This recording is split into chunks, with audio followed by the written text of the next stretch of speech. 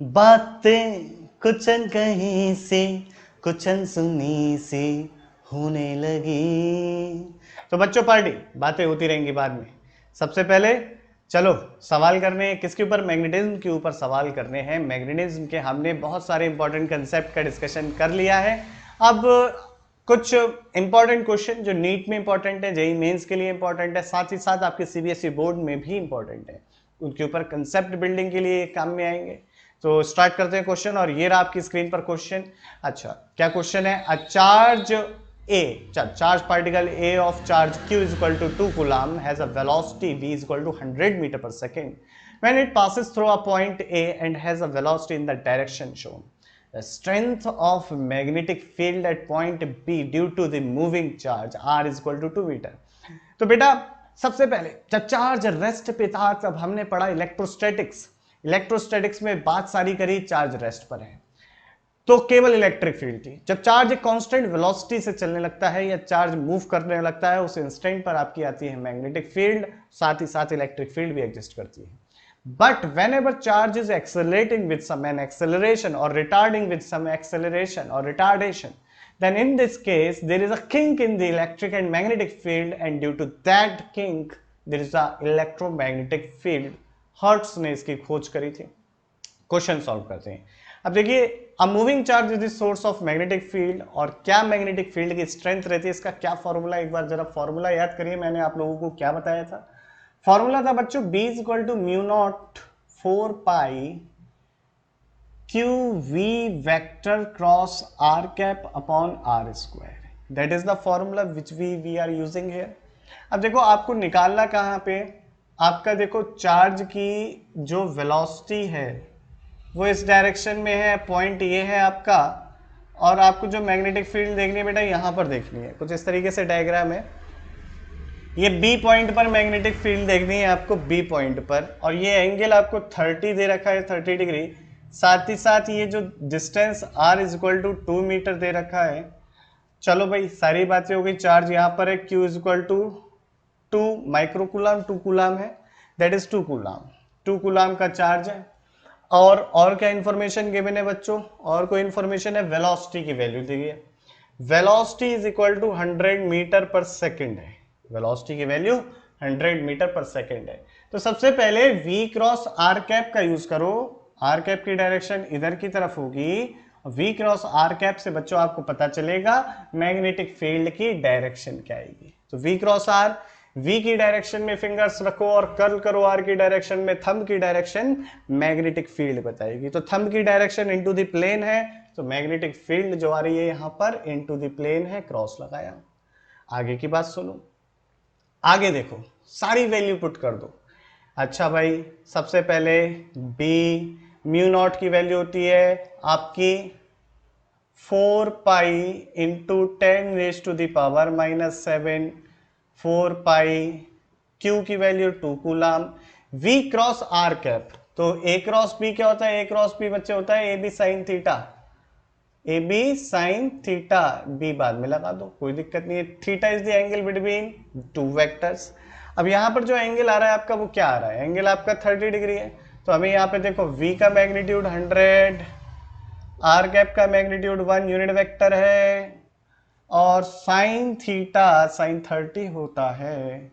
नीचे जो दूरी दे रखी है आर का स्क्वायर जो कि 4 हो गया, 4 पाई ने 4 पाई गिरा दी, और यहां से आपको देखने को मिलेगा, अच्छा 4 का स्क्वायर 4 इतना काफी था, ए पता नहीं क्यों लिख दिया मैंने, कोई बात नहीं। साइन 30 की वैल्यू होती है 1/2, तो साइन 30 1/2 और 2 कैंसिल कर देगा, 100/4 आ गया, 100/4 that is 25 into 10 raise to the power -7 हो गया, जैसे लिख सकते हो 2.5 इंटू 10 रेज टू दावर -6, और B आपकी मैग्नेटिक फील्ड हो गई 2.5 माइक्रो टेस्ला। तो बेटा देखो सवाल बहुत आसान था, सवाल बहुत आसान था, बहुत सिंपल था, बस आपको क्या देखना था, कंसेप्ट देखना था। सिंपल क्वेश्चंस हैं, वेक्टर्स का यूज कैसे है, क्रॉस प्रोडक्ट का कैसे यूज है, सिंपल क्वेश्चन है। 1 मिनट के लिए स्क्रीन को आप पॉज करना और इसे नोट कर लो जो सोल्यूशन है। तो बच्चों अगला सवाल करते हैं। अगला सवाल बहुत आसान है, 3 charges are moving as shown the magnetic field at point P because of 3 charges is. तो बहुत सिंपल क्वेश्चन है। तो सबसे पहले डायग्राम बना लेते हैं इसका। डायग्राम में क्या कहा है कि एक 2q चार्ज है यहां पर, एक यहां पर -q चार्ज है, और एक आपका बच्चों जो चार्ज है वो है q चार्ज।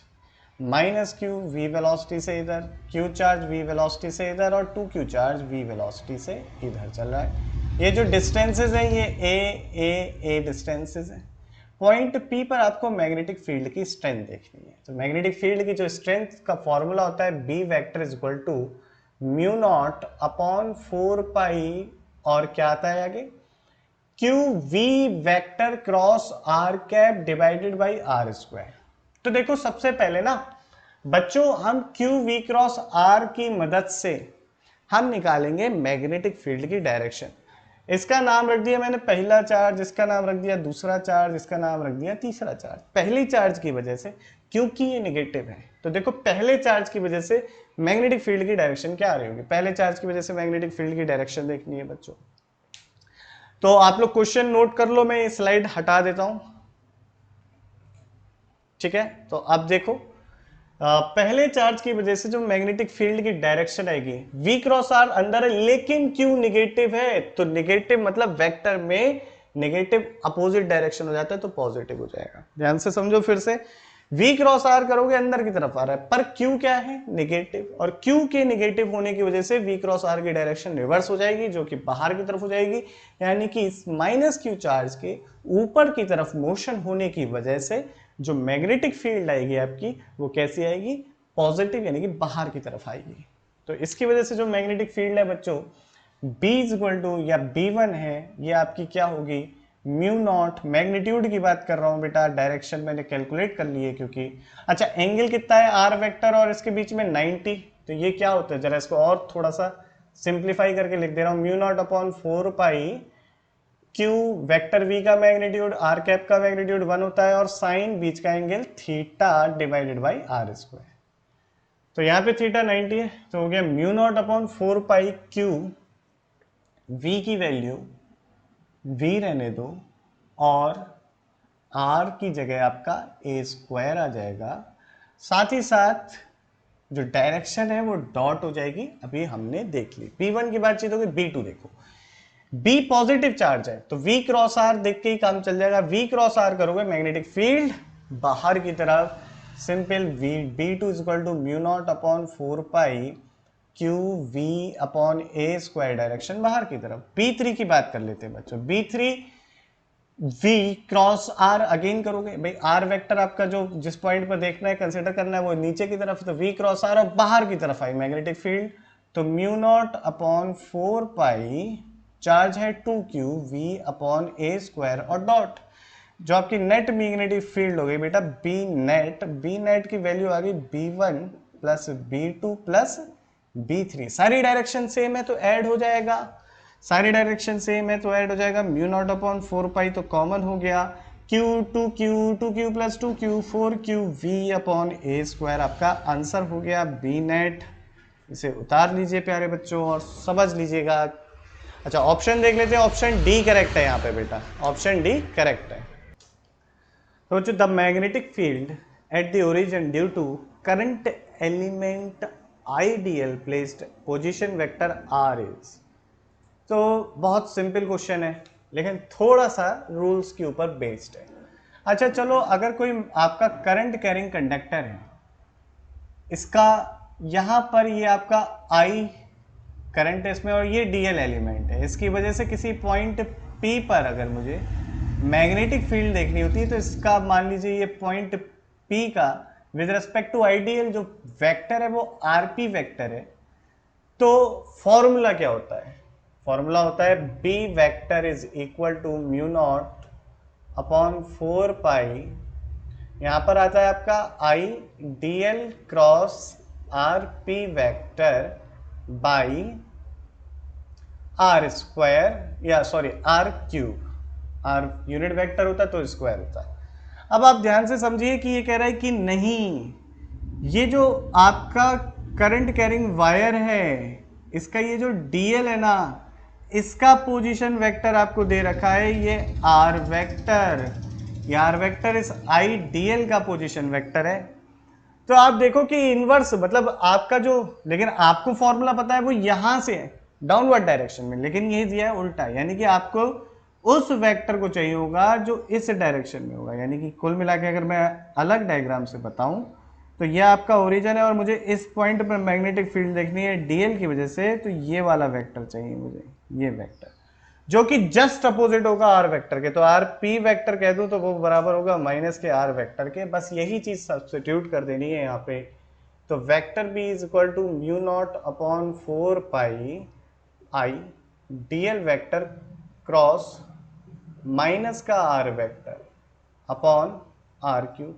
माइनस का आर क्यू लगा क्योंकि आपको पोजीशन वेक्टर दे रखा था करंट एलिमेंट का, लेकिन आपसे पोजीशन वेक्टर नहीं चाहिए होता, हमें with respect to the position of the point जहां पर हमें मैग्नेटिक फील्ड निकालनी होती है, वो किसके रेस्पेक्ट में, डीएल एलिमेंट के रेस्पेक्ट में निकालनी होती है बच्चों। ठीक है, इस पॉइंट को याद रखना हमेशा, बहुत बेसिक क्वेश्चन है, बस कंसेप्चुअल क्वेश्चन है, आपके अंडरस्टैंडिंग को चेक करने वाला है। तो क्या हो गया यहां पर, ये हो गया। और दूसरा इसी चीज को बच्चे कैसे लिख सकते हैं, B is equal to mu naught upon 4 pi I R cross DL vector upon R cube. चलिए देखते हैं बच्चों ऑप्शन कौन कौन से बन रहे हैं हमारे। तो देखिए क्या सी ऑप्शन है R cross DL, yes C option है। क्या डी ऑप्शन है, डी ऑप्शन में माइनस को बाहर लगा लोगे तो डी ऑप्शन भी है। तो C and D is the right answer for this question. बेटा बहुत अच्छा सवाल है, बहुत बेसिक क्वेश्चन, अंडरस्टैंडिंग यहीं से चेक होगी फिजिक्स की आपकी। कितने ही सवाल लगा लो, ऐसे क्वेश्चन नहीं करे तो कुछ नहीं बनना है। ठीक है, तो इसलिए कह रहा हूं अभी सारी चीजों को देखते चलो, जितने क्वेश्चंस मैं करा रहा हूं नोट करते चलो कॉपी में। ऐसे ही क्वेश्चंस आपके कॉम्पिटिटिव एग्जाम में पूछे जाते हैं बच्चों। ठीक है, तो चलो सवाल पढ़ते हैं। क्या है, consider a long straight wire of cross sectional area capital A carrying a current I, led there by n free electrons per unit volume, an observer opposite to the current with a velocity v is equal to I upon n ae, that is the drift velocity। याद रखो current electricity में पढ़े हो ना, are separated by a wire by a distance are the magnetic field seen by the observer। very good question। कैसे अच्छा है, देखो मान लो एक straight carry current carrying conductor है यार, इसमें आई करंट बह रही है, इसमें बच्चों कितनी करंट है, आई करंट बह रही है, और क्या कहा है, एन फ्री इलेक्ट्रॉन से per unit volume, N free electron से पर यूनिट वॉल्यूम। इस करंट को अगर फ्लो कर रही है आपकी करंट इस डायरेक्शन में, तो जो इलेक्ट्रॉन्स होंगे बेटा वो आपके नीचे की तरफ चल रहे होंगे। तो इलेक्ट्रॉन्स आपके नीचे की तरफ चल रहे होंगे और उनकी जो ड्रिफ्ट वेलोसिटी होगी, आपके इलेक्ट्रॉन्स की ड्रिफ्ट वेलोसिटी होगी, वो क्या होगी, वेलोसिटी, इलेक्ट्रॉन की drift velocity I upon n e A, that is the drift velocity होगी इलेक्ट्रॉन्स की, जो डाउनवर्ड होंगे, करंट की अपोजिट डायरेक्शन में होंगे। अच्छा, इस वायर की वजह से मैग्नेटिक फील्ड देख रहा है ऑब्जर्वर, ये रहा। अब ऑब्जर्वर जो है बच्चों, ऑब्जर्वर जो है आपका वो भी इसी वेलोसिटी से चल रहा है, ऑब्जर्वर जो है आपका वो भी इसी वेलोसिटी से चल रहा है नीचे की तरफ। इसके ऑब्जर्वर की वेलोसिटी वी नॉट जो आपको दी है वो दी है आई अपॉन एन ई ए। तो बच्चों ध्यान से बताओ मुझे, ये इलेक्ट्रॉन की जो ड्रिफ्ट वेलोसिटी है वो भी डाउनवर्ड है, जो आपके ऑब्जर्वर की वेलोसिटी है वो भी डाउनवर्ड है। तो with respect to the observer, important question, very important question, very अच्छा, बहुत बढ़िया question. With respect to the observer, क्या इलेक्ट्रॉन एट रेस्ट नहीं हो गया, with respect to the observer electron at rest हो गया, इसका मतलब मैग्नेटिक फील्ड क्या हो गई भाई, ऑब्जर्वर के रेस्पेक्ट में चार्ज मूव ही नहीं कर रहा। अगर ऑब्जर्वर के रेस्पेक्ट में चार्ज मूव ही नहीं कर रहा, और होता क्या है, a moving charge is the source of magnetic field, तो ये मूविंग चार्ज ही नहीं बचा, तो मैग्नेटिक फील्ड तो जीरो होनी चाहिए। तो ऑप्शन आपका क्या होना चाहिए, बी। बिल्कुल गलत हो जाओगे यहां पर, यही धोखा खा गए जिंदगी में। क्या भूल गए हम लोग यहां पर, इमोबाइल आयंस जो पॉजिटिव है, जब ऑब्जर्वर इमोबाइल साइन तो रेस्ट पे रहते हैं, लेकिन जब ऑब्जर्वर चल रहा होगा नीचे की तरफ, तो जो ये इमोबाइल साइंस हैं इस ऑब्जर्वर के रेस्पेक्ट में ऊपर की तरफ चल रहे होंगे, और जितनी वेलोसिटी ऑब्जर्वर की होगी उसके रेस्पेक्ट में ऊपर उतनी ही वेलोसिटी से ऊपर चल रहे होंगे। वो कितनी हो गई उसकी वेलोसिटी, I/NEA। तो इस ऑब्जर्वर के रेस्पेक्ट में जो करंट होगी, इस ऑब्जर्वर के रेस्पेक्ट में जो करंट होगी वो कितनी जा रही होगी, वो जा रही होगी I। ये करंट ऊपर, क्योंकि क्या हो रहा होगा, इसके लिए इलेक्ट्रॉन स्टेशनरी है पर इमोबाइल लाइंस ऊपर चलते हुए दिखाई दे रहे हैं इस ऑब्जर्वर के रेस्पेक्ट में, जिसकी वजह से जो मैग्नेटिक फील्ड बनती है, the magnetic field due to a current carrying conductor of infinite length mu naught I/2πr। और ये ऑप्शन आपका कौन सा सही हो गया, ए। तो बी लगा के आओगे तो जिंदगी में गलती और धोखा खाओगे। धोखा मत खाओ, धोखे से बचाने के लिए मैं हूं। चलो नोट कर लो फटाक से इसे बच्चों। A copper wire of diameter 1.6 mm। तो इस कॉपर वायर का डायमीटर दे रखा है, तो रेडियस क्या हो गई 0.8 और mm है, यानी कि 10⁻³ मीटर। इतनी हो गई रेडियस। अब क्या पूछा है, carries a current I, current I जा रहा है भाई इस पे। The maximum magnetic field due to the wire is 5 × 10⁻³ tesla. Okay भाई, तो बी मैक्सिमम क्या होगा, बी मैक्सिमम जो आपका होगा वो होगा म्यू नॉट आई, जो आपको गिवन है, बाद में डिस्कस करूंगा कि क्या होगा। गिवन क्या है, गिवन की बात कर लेते हैं। 5 × 10⁻³ टेस्ला, यही है सारा डेटा भाई। अब देखो पूछ रहा है कि बी मैक्सिमम, ये तो करंट कितनी होगी। अच्छा, किसी करंट कैरिंग कंडक्टर में मैक्सिमम मैग्नेटिक फील्ड किस पॉइंट पे मिलती है, सोचो। फॉर्मूला देखो, फॉर्मूला आपका होता है B = म्यू नॉट I/2πr। ये फॉर्मूला होता है मैग्नेटिक फील्ड मैक्सिमम कब मिलेगी। आर को कम करो, यानी कि जीरो कर दो, इनफाइनाइट मिल जाएगी। आर को जीरो करते ही आप कंडक्टर के कोर पे पहुंच जाओगे। आर देखो, कंडक्टर ऐसे होगा, ये इसका क्रॉस सेक्शन एरिया। आर को जीरो करते ही आप कोर पे पहुंच जाओगे। कोर पे तो करंट जीरो होती है। ये करंट पूरी की पूरी डिस्ट्रीब्यूटेड है इससे। ये बच्चों जो करंट है, जैसे बिल्कुल इसको इमेजिन करो, ये करंट पूरी की पूरी डिस्ट्रीब्यूटेड है इस पे। तो जैसे ही आप कंडक्टर के अंदर जाओगे आपकी करंट कम होती जाएगी, पर यूनिट एरिया में आपका एरिया कम होता जाएगा तो करंट भी कम होती जाएगी। एम्पियर सर्किटल लॉ पढ़ेंगे, उसमें देखेंगे कैसे क्या है, पूरा डिटेल डिस्कशन रहेगा। कुल मिला के at the surface the magnetic field is maximum, the magnetic field is maximum at the surface of the conductor. बस इसी का यूज करके इस प्रॉब्लम को सॉल्व करेंगे। आई निकालना है हमें।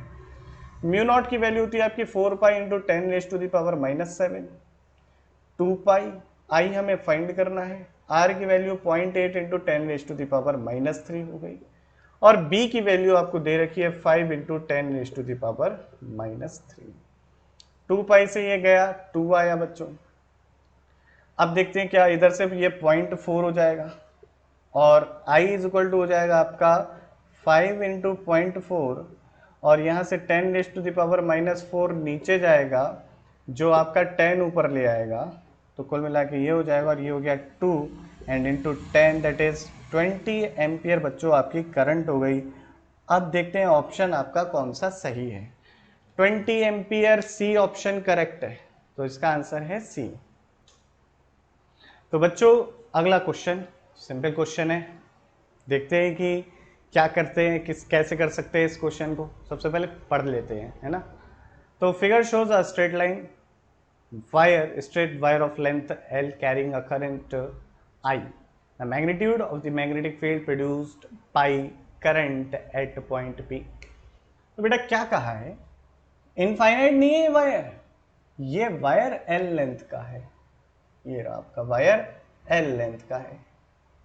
इसकी वजह से पॉइंट P पर, जो कि यहां से L डिस्टेंस पर है, मैग्नेटिक फील्ड क्या होगी ये निकालना है हमें। इसकी वजह से magnetic field at point P क्या होगी ये चेक करना है। तो क्या बताया मैंने, जो इसके एंड पॉइंट्स हैं उनको मिलाने वाली लाइन के एंगल देख लो। तो एक तो आपका ये हो गई लाइन भाई, एंड पॉइंट वायर के एक पॉइंट ए को मिलाने वाली लाइन ये हो गई, और बी को मिलाने वाली लाइन ये परपेंडिकुलर वाली लाइन से। तो आपका अल्फा जो हो गया पहले वो हो गया 0, और बीटा जो हो गया वो आपका कितना हो गया बीटा। देखो ये एंगल कितना होगा एल एल, तो परपेंडिकुलर अपॉन बेस करोगे 1 आएगा, और जो कि हो गया आपका 45, 1045 हो गया, है ना भाई, L/L 1045। तो आपका बीटा की वैल्यू आ गई 45। तो simple b is equal to आपको क्या यूज करना है, mu naught I upon 4 pi perpendicular distance that is l and sine alpha plus sine beta वाला फॉर्मूला यूज कर रहे हैं।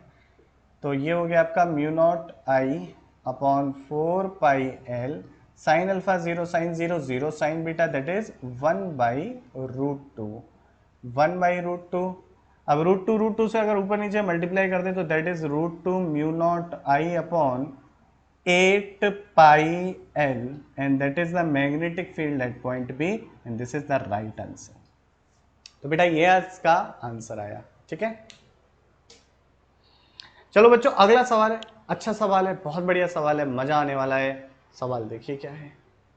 An infinitely long conductor PQR is bent to form a right angle as shown in figure.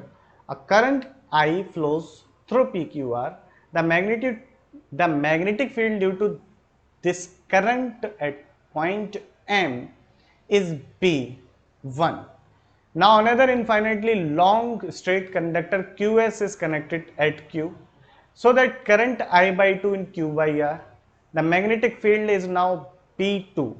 Net magnetic field की बातचीत है। Then the ratio of B1 by B2। बहुत अच्छा सवाल है। देखिए क्या क्या रहा है, समझिए पहले। कह रहा है कि एक राइट एंगल वायर था, इसमें अभी आई करंट बह रही है ऐसे करके। ये पॉइंट आपका यहां पर है, क्या दिया है पॉइंट आपका, ये दिया है बच्चे आपका क्यू पॉइंट। क्यू पॉइंट यहाँ है, आर पॉइंट यहाँ है, और ये पॉइंट आपका दिया है पी, इंफिनिटी से आ रहा है ये वायर इस तरीके से। इसके ऊपर एम पॉइंट बच्चे यहाँ पर है, और इस एम पॉइंट की डिस्टेंस कुछ दी है क्या, नहीं दी है, हम डी मान लेते हैं, इसकी डिस्टेंस डी मान ली। ये आपका एम पॉइंट हो गया। अभी पहले केस में जो मैग्नेटिक फील्ड है वो कितनी होगी, तो देखो एक सेमी इनफाइनाइट यानी कि इनफाइनाइट वायर के एंड पे मैग्नेटिक फील्ड देख रहे हैं, तो उसका फॉर्मूला हम लोग पढ़ चुके हैं, वो होता है B is equal to mu naught I upon 4 pi d. ये फॉर्मूला होता है, डी डिस्टेंस है। अच्छा इस वाले कंडक्टर 1 की वजह से तो ये हो गया, सेकंड कंडक्टर की वजह से मैग्नेटिक फील्ड क्या होगी भाई, सेकंड कंडक्टर उसी लाइन पर एग्जिस्ट करता है जिसमें मैग्नेटिक फील्ड निकालनी है, तो वो होता है जीरो। बात हो चुकी है इसके बारे में कि बिलो द कंडक्टर या अबव द कंडक्टर पॉइंट है तो मैग्नेटिक फील्ड जीरो होती है। अब इसे B1 कह दिया। अब क्या करा इन्होंने, एक और कंडक्टर जोड़ दिया, और क्या हुआ, करंट हाफ हाफ डिस्ट्रीब्यूट हो गई। क्या अब इस सेकंड कंडक्टर की वजह से कोई मैग्नेटिक फील्ड आएगी, नो, क्योंकि अगेन ये उसी लाइन पर एग्जिस्ट कर रहा है जिस लाइन पर बच्चे आपकी क्या है, लाइन पर करंट का वायर है, ठीक है, करंट वायर है। तो अब B2 क्या हो जाएगा, B2 हो जाएगा एक तो इसकी वजह से, इस वाले PQ वायर की वजह से करंट जो मैग्नेटिक फील्ड है वो कितनी है, mu naught I upon 4 pi D, और डायरेक्शन इसकी वजह से कहाँ आ रही है, देखिए बाहर की तरफ, इसकी वजह से बाहर की तरफ ही आएगी। साथ ही साथ इस आई बाई 2 की वजह से भी, तो that is mu naught I by 2, और डिस्टेंस तो वही है 4 पाई डी। तो अगर मैं mu naught by 4 pi D को कॉमन ले लेता हूं बेटा, तो यहां से आ जाएगा 3i/2। और हमसे पूछा है B1 बाई B2 का रेशो बताइए, तो B1 डिवाइडेड बाई B2 का अगर बच्चों रेशो देखूं मैं, B1 डिवाइडेड बाई B2, तो ये तो कैंसिल हो जाएगा, ठीक है। तो क्या बचेगा 1/3/2 that is 2/3, B1 by B2 that is 2/3, और कौन सा ऑप्शन बनता है देखते हैं हम लोग, ऑप्शन सी बच्चों यहां पर करेक्ट हो जाता है। आप लोग नोट कर लीजिए, मैं थोड़ा फ्रेम से हट जाता हूं। The magnetic field at the centre of an equilateral triangular loop of side line 2L and carrying current I। कैसे करेंगे ये सवाल, बहुत बेसिक सवाल है। मैं आपको जनरल का भी एक बताऊंगा अगर एन साइडेड पॉलीगन है, लेकिन इस वीडियो में नहीं, उसके लिए नेक्स्ट वीडियो बनाऊंगा तब समझाऊंगा। तो पहला हम देख लेते हैं मैग्नेटिक फील्ड वाला कंसेप्ट का, ठीक है। तो एक ट्राइंगल आपसे कहा है बच्चों, ये ट्राइंगल कुछ इस तरीके से, जिसकी साइड लेंथ बेटा है 2L, इक्विलेटरल है तो हर एक एंगल की वैल्यू 60 डिग्री होगी। इसकी वजह से इसके सेंटर पर क्या मैग्नेटिक फील्ड होगी, एक, अब देखो करंट ऐसे मैंने मान लिया, ऐसे करंट फ्लो कर रहा है, अब इसकी वजह से अंदर की तरफ ठीक है, इसकी वजह से, सॉरी इसकी वजह से अंदर की तरफ, अगर मैं इसकी वजह से देखूं यहाँ पर तो भी अंदर की तरफ ही आएगा, और इसकी वजह से देखो तब भी अंदर की तरफ आएगा, यानी कि तीनों वायर की वजह से जो मैग्नेटिक फील्ड आ रही होगी ऐड हो जाएगी। अब एक को निकाल लेते हैं क्योंकि सारी चीजें आइडेंटिकल हैं, इक्विलैटरल है, सिमेट्रिक को फॉलो करता है। तो एक वायर की वजह से जो मैग्नेटिक फील्ड आ रही होगी उसको देखते हैं। आप लोगों ने क्वेश्चन तो नोट कर लिया होगा, मैं स्लाइड रिमूव कर दे रहा हूं। तो देखिए यहां पर जो आपकी मैग्नेटिक फील्ड एक वायर की वजह से आ रही होगी उसको देखते हैं। ये आपका एंगल कितना होगा, देखिए कुल मिला के अगर मैं कहूं तो ये एंगल आपका 30 होगा, और ये आपका अगर एंगल 30 है तो डेफिनेटली ये एंगल 60 होगा, और ये इसी तरीके से 60 होगा। ये जो लेंथ है टोटल 2L है, तो ये वाली जो लेंथ हो गई आपकी L हो गई। ठीक है बच्चों, मुझे ये डिस्टेंस चाहिए, ये वाली डिस्टेंस इसके बीच की, ये कितनी होगी, कैसे निकालें। तो मैं अगर यहां पर देखूं और लिखूं 1060, तो 1060 बराबर क्या होगा, इस पॉइंट को मैं कुछ कह दे रहा P एंड Q, तो 1060 बराबर बच्चे कितना होगा, 1060 बराबर होगा आपका perpendicular L upon PQ, and PQ is equal to आपका हो गया L cot 60, cot 60 इज L बाई √3 हो गई आपकी ये डिस्टेंस PQ। भाई यहाँ तक के पॉइंट सारे सभी लोगों को क्लियर ही होंगे, सिंपल बेसिक है। परपेंडिकुलर डिस्टेंस मिल गई, अल्फा की वैल्यू बच्चे कितनी है 60, बीटा की वैल्यू वही स्ट्रेट वायर वाले मैग्नेटिक फॉर्मूले का यूज कर रहे हैं 60। तो आपका जो मैग्नेटिक फील्ड आती है B इज इक्वल टू किसी लाइन सेगमेंट की वजह से mu naught upon 4 pi perpendicular distance A sign alpha plus sine beta, ऐसे करके निकालते हैं।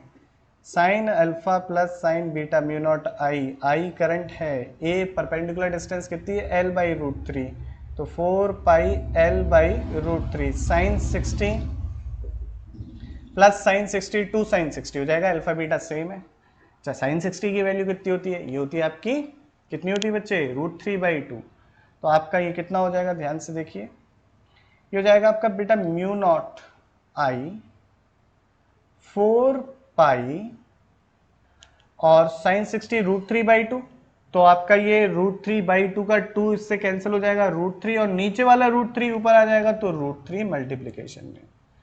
तो बेटा आप देखिए क्या हो जाएगी, P सिंगल वायर से magnetic field mu naught I upon 4 pi L 3 इतनी हो जाएगी।